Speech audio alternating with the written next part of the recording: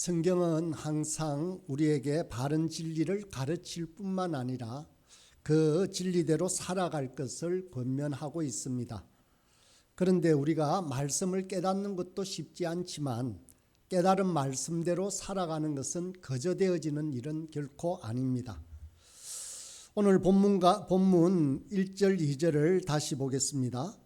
그러므로 너희가 그리스도와 함께 다시 살리심을 받았으면 위의 것을 찾으라. 거기는 그리스도께서 하나님 우편에 앉아 계시느니라. 위의 것을 생각하고 땅의 것을 생각하지 말라. 우리가 성도가 된다라는 것은 예수와 함께 죽고 예수와 함께 사는 것을 말합니다. 우리가 말씀대로 살고 죄를 이길 수 있는 방법은 오직 이 하나밖에 없습니다. 죄를 향해서는 죽고 하나님을 향해서 살아나는 것입니다. 그래야만 죄를 이기고 말씀대로 사는 힘을 얻을 수 있습니다. 저와 여러분은 성도로서 예수와 함께 죽었고 예수와 함께 다시 살아났기 때문에 우리는 꼭 위의 것을 찾아야만 합니다. 주님께서 우리에게 다시 주신 귀한 생명을 가지고 위의 것을 찾아라라고 말씀하십니다. 그러면 위의 것을 찾는다는 의미는 무엇이겠습니까? 바로 마음을 위에 있는 것에 두어라라고 하는 것입니다. 우리가 세상에서 자주 실패하는 이유는 우리의 마음을 지키지 못하기 때문입니다. 그렇다면 우리가 마음을 어떻게 지켜야 하겠습니까? 우리 마음을 위에 있는 것에 둠으로 지킬 수 있습니다. 그런데 우리는 당장 눈앞에 보이는 급한 일에만 급급하게 쫓겨다니고 있습니다. 그렇기 때문에 우리가 경건한 삶을 사는 것에 자주 실패합니다. 위의 것을 생각하라라는 말은 세상 사는 것들은 생각하지 말고 성경을 읽고 기도하는 종교적인 영역에만 집중하라는 것이 결코 아닙니다. 앞으로 다룰 골로새서 3장의 전체적인 부분을 보면 부부가 어떻게 살고 부모와 자식은 어떻게 해야 하며 일터에서 사람들과의 관계는 어떠해야 하는지에 대한 지침들이 나옵니다. 바로 이 부부간이나 부모 자식 간이나 일터에서 동료들과의 관계에서 그 마음을 우리가 위에 둔 상태에서 그 삶을 살아가야 한다라는 것입니다. 땅의 것이란 일상을 말하는 것이 아닙니다. 5절에 보면 그 땅에 관한 이야기가 나옵니다. 음란과 부정과 사욕과 악한 정욕과 탐심을 말합니다. 일상은 우리 기독교 사는 삶에 있어서 아주 핵심적인 부분입니다.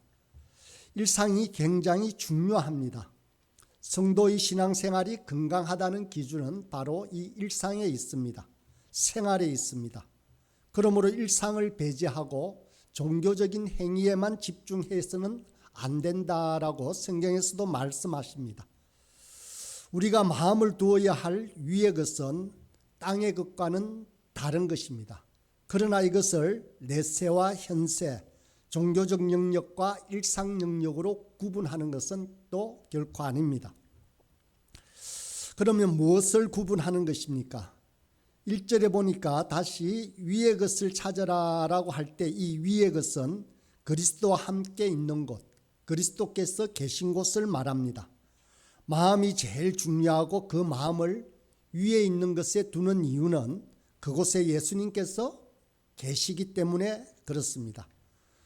우리의 믿음은 일 중심이 아니라 관계 중심에 있습니다. 그 마음을 위에 두는 것 또한 바로 예수님과 맺은 새로운 관계 때문에 이 땅에서 살아가기 때문입니다. 예수님을 믿어서 우리가 쫓아가는 이유도 바로 사는 본질이 바로 이 예수님과의 관계에 있기 때문입니다. 그래서 성경의 모든 교훈과 권면은 철저할 만큼 관계 중심입니다. 그리스도와의 관계 때문에 사람들과의 관계도 회복이 되어집니다. 그리고 예수님을 믿으면 어그러졌던 여러 관계들이 제자리를 찾아 돌아오게 되어 있습니다. 예수님 계신 곳에 마음을 두고 우리 마음의 우선순위를 예수님과의 관계에서 시작한다면 우리는 비로소 모든 것이 정상적인 관계로 돌아오는 것이고, 이것이 소위 말하는 위의 것을 찾는 우리의 모습입니다. 예수님과의 관계, 그것이 가장 중요합니다. 우리의 마음을 예수님 계신 곳에 집중하여 예수님을 즐거워하고 기뻐해야 합니다. 그러므로 우리가 예수님을 닮아간다라고 할 때는 바로 이 예수님과의 관계를 집중적으로 생각하고 묵상하는 것입니다. 그런데 우리는 늘 주님께 마음의 중심을 드리기 전에 일상의 급한 일에만 더 치우쳐 쫓겨가기 때문에 실패합니다. 눈에 보이고 손에 잡히는 것에만 우리 마음을 빼앗기기 일쑤입니다. 우리 중심인 마음이 다른 것에 먼저 빼앗기기 때문에 삶이 힘든 것입니다. 아침에 눈을 뜨고 일어나면서부터 예수님께 초점을 맞추고 그분을 더 가까이 하는 것에 마음을 고정시켜 놓는다면 성도로서 실패하는 경우가 없을 것입니다. 그렇지 않으면 우리의 모든 관계들은 어그러질 수밖에 없습니다. 그런데도 자꾸만 우리는 당장 급하고 바쁜 일에만 마음을 먼저 기울입니다. 급한 것을 먼저 하고 난 다음 중요한 주님과의 관계를 생각해야지 하면 급한 일이 끝나면 또 다른 급한 일이 생깁니다. 또 급한 일이 생기고 해서 결국 한 번밖에 없는 인생을 평생 이 급한 일에 쫓겨 살 수밖에 없게 됩니다. 다른 어떤 것보다 마음을 우리 그리스도께 두고 가정과 일터에서의 삶을 순간마다 주께 드리는 마음을 가지고 살아야 합니다. 우리 주보에 보면 24시간 주님을 생각하고 바라보기라고 되어 있습니다. 24시간을 어떻게 주님만 생각하고 살 수가 있을까요? 그죠? 공부할 때도 주님만 생각해야 되고, 또 직장에서 업무 볼 때도 주님만 생각해야 되고, 잠잘 때는 이런 생각이 드십니까? 실제적으로 저보고 이렇게 물은 사람이 있습니다.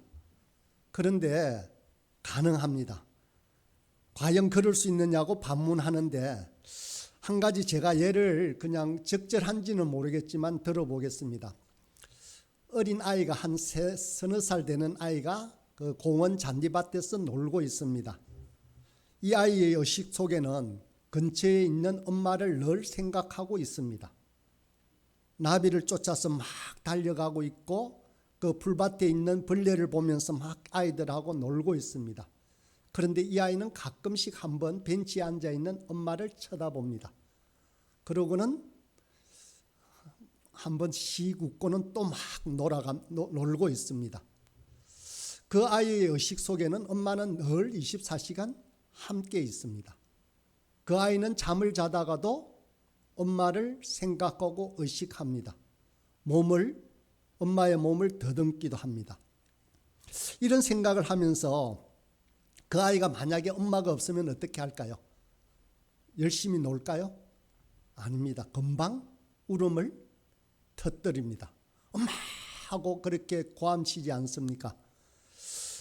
우리가 주님과 함께 24시간 살아간다는 의미도 위와 비슷하다는 생각을 했습니다. 우리 곁에 계신 주님을 잊지 않는 것입니다. 곁에 계시고 우리 안에 계신 그 주님을 잊지 않는다라는 것입니다.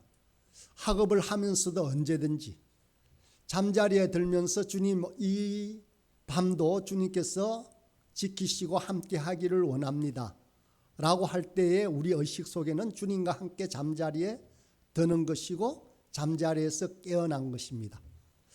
어린아이가 약간은 비유가 다르지만 어린아이가 24시간 엄마와 같이 있었다고 하는 그 비유에 곁들여 본다면 충분히 우리는 24시간 주님과 함께 동행할 수가 있습니다. 엄마와 떨어진 아이가 울음을 터뜨리듯이 우리가 만약에 주님을 잊어버리고 주님 없이 생활하면 우리 속에 긴장과 울부짖음이 솟아나오게 되어 있는 것이 우리가 24시간 초점을 맞추면 그렇게 될 것이라고 생각합니다.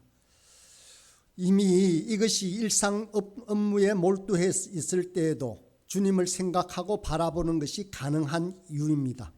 우리가 잠을 자고 있어도 언제든 우리의 의식은 주님을 생각할 수 있습니다. 그런데 아이의 비유와 우리의 비유가 차이가 있습니다. 아이는 엄마를 본능적으로 의지하지만 우리가 하나님을 바라보는 일은 거저되는 일은 아닙니다. 가만히 있다고 되는 일이 아니고 훈련해야 하는 일입니다. 자주자주 생각하고 바라보아야만 우리의 생각과 의식이 하나님께로 초점이 맞추어집니다.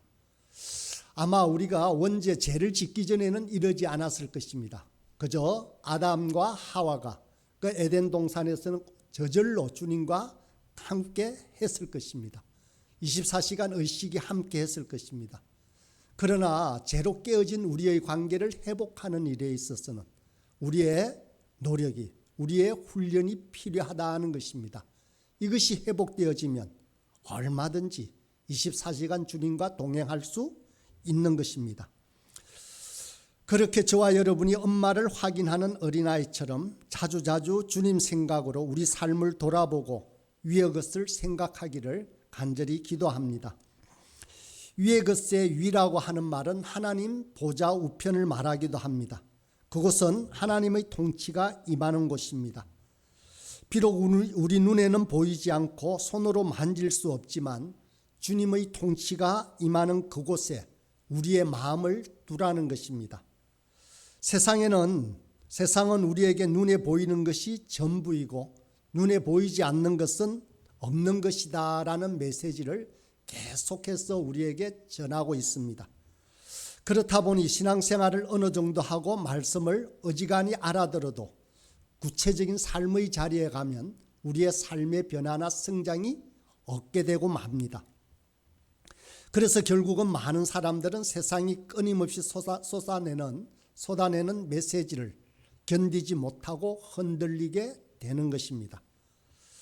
세상은 그런 우리에게 이 땅에는 좋은 것이 많고 눈에 보이지 않는 것은 없는 것이다 라는 메시지를 자꾸만 던집니다. 그러나 우리의 마음을 위에 두면 세상의 메시지를 이기는 힘이 생겨납니다. 우리가 24시간 끊임없이 주님을 생각하고 바라보는 훈련을 하고 의식을 두면 우리가 세상을 이길 수 있게 된다라는 것입니다. 그래서 우리의 마음을 위의 것에 두는 것입니다. 주님의 통치가 실현되고 주님의 권능이 역사하며 주님의 아름다움이 나타나는 세상의 메시지에 마음을 두어야 하는 것입니다. 우리는 연약한 존재이기 때문에 성도로서 이 세상을 살아가면서 자주 넘어지고 실패하기도 합니다. 그러나 우리의 중심인 마음을 위의 것에 두고 살아간다면 우리의 일터와 가정에서 말씀대로 살아갈 수 있을 뿐만 아니라 우리는 반드시 성장하고 변화가 될 것입니다. 우리가 마음을 위에 두어야 할 또 중요한 이유가 하나 있습니다. 2절과 3절을 다시 읽겠습니다. 위의 것을 생각하고 땅의 것을 생각하지 말라. 이는 너희가 죽었고 너희 생명이 그리스도와 함께 하나님 안에 감추어졌음이라. 우리의 마음을 위의 것에 두지 않으면 우리는 백전백승이 아니라 백전백패가 될 수밖에 없습니다. 왜 그런가 하면 우리의 생명이 가진 속성 때문에 그렇습니다. 우리는 어머니로부터 받은 생명 외에 예수님 안에서 받은 생명이 있습니다. 그 생명은 예수님과 함께 아버지 하나님 안에 감추어져 있다라고 말씀하고 있습니다. 우리 존재의 실체는 분명하지만 감추어져 있어서 눈에 보이지 않고 만져지지 않는 생명입니다. 요한복음 3장 6절에서 8절에 보면 니고데모가 예수님을 찾아갔습니다. 그리고 그 찾아온 니고데모에게 예수님은 이렇게 말씀하십니다. 육으로 난 것은 육이요 영으로 난 것은 영이니 내가 내게 거듭나야 하겠다 하는 말을 놀랍게 여기지 말라. 바람이 임의로 불매 네가 그 소리를 들어도 어디서 와서 어디로 가는지 알지 못하나니 성령으로 난 사람도 그러하니라. 나뭇잎이 바람에 흔들리는 것을 보면 바람이 불고 있다는 것을 우리는 압니다. 그렇게 바람의 존재 자체는 인식하는데 그 바람이 어디서부터 와서 어디로 가는지 모릅니다. 그런 것처럼 우리가 거듭나면 우리 속에 분명한 새 생명이 있습니다. 그런데도 그 생명의 속성과 아름다움은 감추어져 있는 것입니다.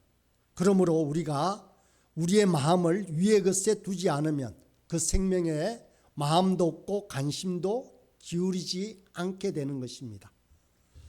그러면 그 생명이 자라지 못하고 말라서 죽습니다. 생명이 있기는 있으나 마치 없는 것처럼 살게 됩니다. 위의 것, 즉 예수님이 계신 곳에 두지 않으면 우리의 마음은 바로 생명이라는 속성 때문에 하나님 안에 감추어져 있기 때문에 드러나지 않습니다. 하나님이 우리에게 주신 생명이 그리스도와 함께 아버지 하나님 안에 감추어져 있는 이 생명은 언제 드러나겠습니까?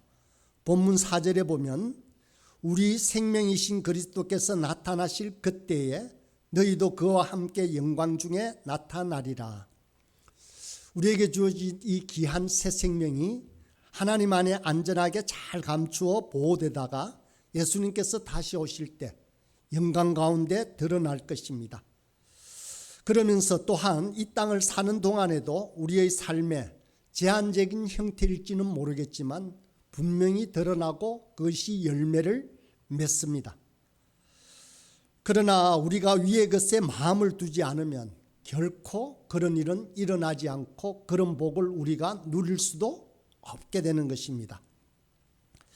우리가 볼 수 있는 이 하늘과 땅은 마지막 때에 다 사라지고 새 하늘과 새 땅이 임할 것입니다.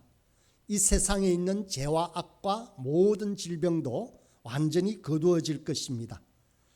그때까지 우리가 위의 것에 마음을 두고 우리의 일터와 가정, 일상에서 살아갈 때 비로소 그 생명의 아름다움과 영광이 드러나게 된다라는 것입니다.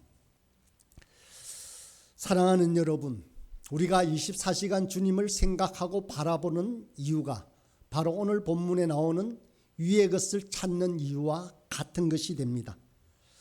우리 예수 안에 감추어져 있는 이 귀한 생명이 드러나기 시작해야 우리 속에 아름다움과 권능과 영광이 묻어나기 시작합니다.